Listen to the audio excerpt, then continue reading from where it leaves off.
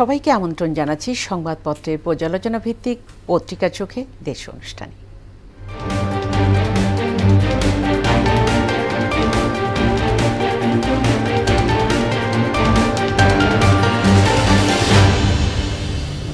দর্শক, অনুষ্ঠানের আজকের অতিথি মোহনা টেলিভিশনের বার্তা সম্পাদক সুমন মোস্তাফিজ। সুমন, পত্রিকা চোখে দেশ অনুষ্ঠানে আপনাকে স্বাগত। ধন্যবাদ। প্রথমেই আমরা পত্রিকার শিরোনামগুলো দেখে নেব। প্রথম আলোর শিরোনাম করেছে, আস্থা রাখতে চায় দলগুলো, সশস্ত্র বাহিনী আস্থা ও বিশ্বাসের প্রতীক হিসেবে স্বীকৃতি পেয়েছে।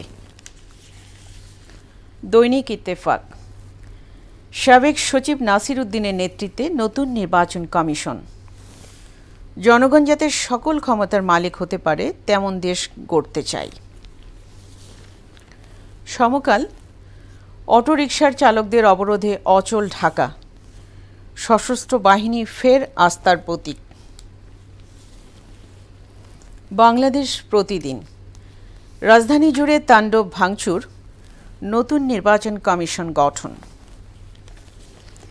যুগান্তর, ঘুষ লেনদেনের বিশাল নেটওয়ার্ক ইসিতে, দেশ রক্ষায় প্রস্তুত সশস্ত্র বাহিনী। বণিক বার্তা, যুক্তরাষ্ট্রের আদালতে ঘুষ এবং প্রতারণার দায়ে অভিযুক্ত আদানি, বাংলাদেশে কি হবে? যথাযথ মর্যাদায় সশস্ত্র বাহিনী দিবস উদযাপিত। The Daily Star, new election commission takes shape, armed forces a symbol of confidence. আমরা সবগুলো পত্রিকার শিরোনাম দেখে নিলাম। সবগুলো পত্রিকায় আমরা একটা শিরোনাম খুব টপে দেখেছি, সেটা হচ্ছে যে সাবেক সচিব নাসির উদ্দিনের নেতৃত্বে নতুন নির্বাচন কমিশন গঠন। এই ইস্যু নিয়েই আপনার কাছে আসতে চাই আলোচনায়। ধন্যবাদ আপনাকে। নির্বাচন কমিশন গঠন একটা প্রত্যাশিত বিষয়। এটি অন্তর্বর্তী সরকারের একেবারে প্রাথমিক দায়িত্বগুলোর মধ্যে একটি এবং মূল দায়িত্ব বলতে পারেন, কারণ এটি অন্তর্বর্তী সরকার, একটি বিশেষ অবস্থায় এই সরকার দায়িত্ব নিয়েছে আমরা জানি।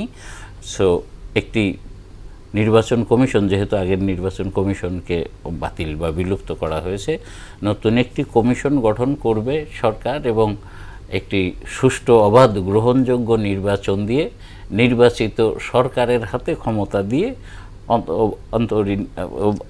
অন্তর্বর্তী সরকার সরে যাবে। এটি হচ্ছে খুব সাধারণ বিষয়। তো নির্বাচন নিয়ে এমনি জনমনে নানা রকম প্রশ্ন উঠেছিল এরই মধ্যে, যে আমরা জানি এই সরকারের বয়সেরই মধ্যে 3 মাস পেরিয়ে গেছে। তো এই সরকার কতদিন ক্ষমতায় থাকবে, তারা ক্ষমতায় থাকতে আগ্রহী কিনা, এরকম কিছু বিভ্রান্তিমূলক প্রশ্ন মানুষের মনে উঠে আসছিল। তো মূলত সরকার যে এই 3 মাস চলে গেছে, এই সময়টায় সরকার বসে নেই। অন্তর্বর্তী সরকার খুব ব্যস্তভাবে আমরা জানি সময় পার করছে। আপনার 16 বছরের একটা জঞ্জাল সব সেক্টরেই কম বেশি আছে। সেই জঞ্জাল দূর করে, যেটাকে আমরা সংস্কার বলছি, একটা গ্রহণযোগ্য পর্যায়ে সংস্কারে না আনা পর্যন্ত আসলে নির্বাচনটা দেওয়ার মতো অবস্থাও নাই। তো সেই কাজটি সরকার করছে এবং নির্বাচন দেওয়ার জন্য যে সরকার আন্তরিক, তার প্রমাণ এখন এই নির্বাচন কমিশন। এটি গঠনের মধ্যে দিয়ে মূলত আমরা নির্বাচনের দিকে এগিয়ে যাচ্ছি, যে একটি জাতীয় নির্বাচন হবে এবং নির্বাচিত সরকারের কাছে ক্ষমতা দিয়ে অন্তর্বর্তী সরকার সরে যাবে, এটি আশা করা যায়। ওকে, আমরা আরও দেখেছি যে যথাযথ মর্যাদায় সশস্ত্র বাহিনী দিবস উদযাপিত, বা প্রত্যেকটা পত্রিকা এক একজন এক একভাবে শিরোনাম করেছে, জনগণ যাতে সকল ক্ষমতার মালিক হতে পারে তেমন দেশ গড়তে চাই। জি, বাংলাদেশ সেনাবাহিনী নিয়ে তো ওইভাবে বলার কিছুই নাই, যে সশস্ত্র বাহিনী আমাদের সত্যিকার অর্থেই আস্থা, বিশ্বাস, নির্ভরতার প্রতীক। এমনকি আপনার সিভিল গভর্নমেন্টকে সহায়তা করার জন্য বিভিন্ন সময়ে, বিশেষ করে কোনো দুর্যোগ মুহূর্তে আমরা দেখেছি যে সশস্ত্র বাহিনীর ভূমিকা প্রশংসনীয়। আমি যদি উদাহরণ হিসেবে বলি, যে সাম্প্রতিক বন্যায়, গত 2 মাস আগের বন্যায় আমরা যে দুর্যোগে পড়েছিলাম, যে সংকটের মুখে পড়েছিল সরকার, সেখানে সশস্ত্র বাহিনীর অত্যন্ত প্রশংসনীয় ভূমিকা ছিল। এবং সাধারণ একটি বিষয়, যে রাজধানীতে যদি ট্রাফিক জ্যামটা মানে নিয়ন্ত্রণের বাইরে চলে যাওয়ার মতো পরিস্থিতি তৈরি হয়, সেখানে কিন্তু সেনাবাহিনী মাঠে নামলে রাতারাতি সব কিছু ঠিকঠাক হয়ে যায়। তো সেই হিসেবেই দেশের সব ক্ষেত্রেই সব কার্যক্রমেই সশস্ত্র বাহিনীর গুরুত্বপূর্ণ ভূমিকা আছে। বিশেষ করে দেশের ক্রান্তিকালগুলোতে আমরা জানি যে গত 5 আগস্ট আপনার আওয়ামী লীগ সরকার পতনের মধ্যে দিয়ে যে একটি রাজনৈতিক সংকট সৃষ্টি হয়েছিল, সেখানে সেনাবাহিনীর অত্যন্ত প্রশংসনীয় ভূমিকা ছিল। হ্যাঁ, এবং সেনাবাহিনী মানে ক্ষমতা না নিয়েও দেশের আইন শৃঙ্খলা বাহিনী কতটা রক্ষা করা যায়, কিভাবে রক্ষা করা যায়, 3টা দিন তো সরকার শূন্য ছিলাম আমরা বলা যায়। এই 3টা দিন খুব দায়িত্বের সাথে সশস্ত্র বাহিনী, বিশেষ করে সেনাবাহিনী আপনার দেশের আইন শৃঙ্খলা রক্ষায়, যদিও এর মধ্যে অনেক অঘটন ঘটে গেছে, আমরা জানি যে সামাজিক অনেক বিশৃঙ্খলা, আইন শৃঙ্খলা পরিস্থিতির চরম অবনতি ছিল এই 3 দিন। বাট তারপরেও যদি সশস্ত্র বাহিনীর ভূমিকা না থাকতো তাহলে হয়তো অনেক বেশি রক্তপাত হতো, অনেক জানমালের ক্ষয়ক্ষতি হতো। হ্যাঁ, তো সেই ক্ষেত্রে আমাদের সেনাবাহিনী যে আস্থার প্রতীক, সেটি আর নতুন করে বলার অপেক্ষা রাখে না। আচ্ছা, আমরা আরেকটা দেখেছি শিরোনাম, যে সমকাল একটা শিরোনাম করেছে যে অটোরিকশার চালকদের অবরোধে অচল ঢাকা।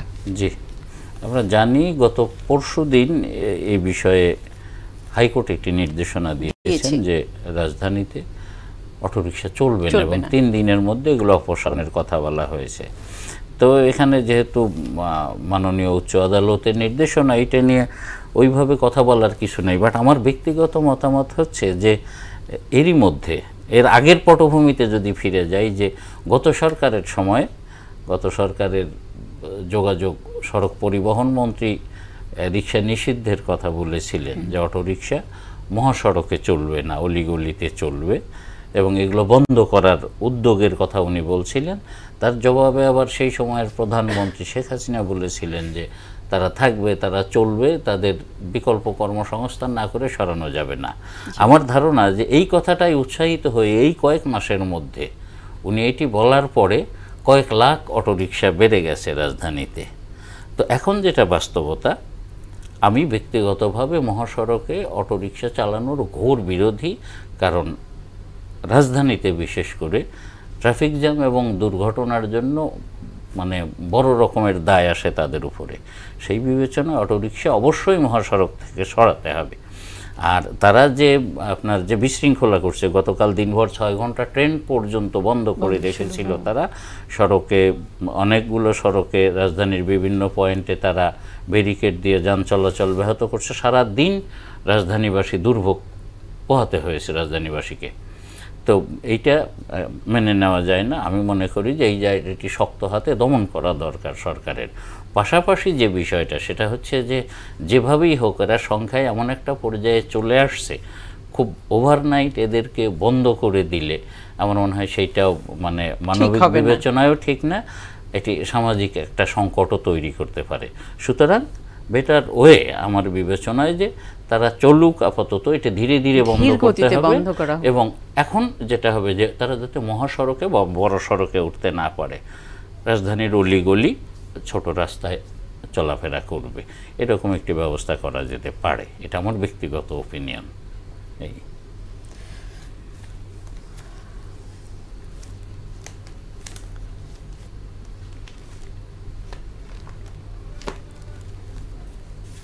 সুমন, আপনাকে অসংখ্য ধন্যবাদ স্টুডিওতে আসার জন্য।